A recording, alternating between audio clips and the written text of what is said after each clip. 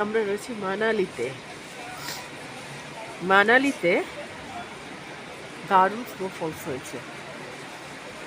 আমরা পরশুদিন এসছি, পরশুদিন রাতে ওয়েদার খুব ভালো ছিল, কিন্তু 23শে জানুয়ারি সকাল থেকে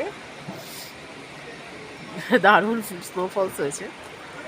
এই স্নোফলসে এই অবস্থা, এরা একদম রাস্তা পুরো আটকে গেছে, কিচ্ছু যেতে পারছে না গাড়ি টাড়ি,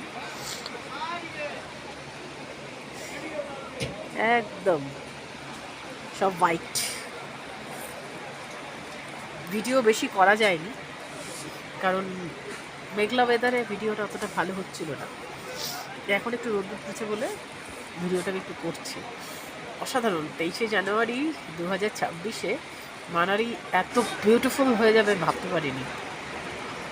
আমি ফার্স্ট টাইম মানালির এই সৌন্দর্য দেখছি, আগেও এসেছি কিন্তু এই সৌন্দর্য দেখতে পাইনি।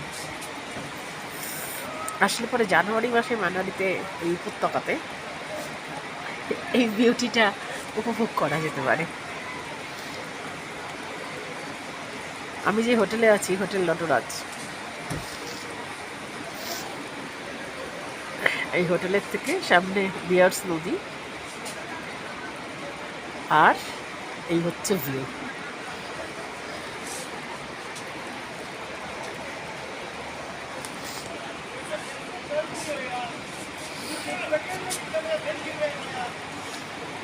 ছোট ছোট করে ব্লগ করে করে দেখাবো। জানুয়ারি মাসে যদি মানালি আসতে কারোর ইচ্ছে হয় অবশ্যই আসতে পারে।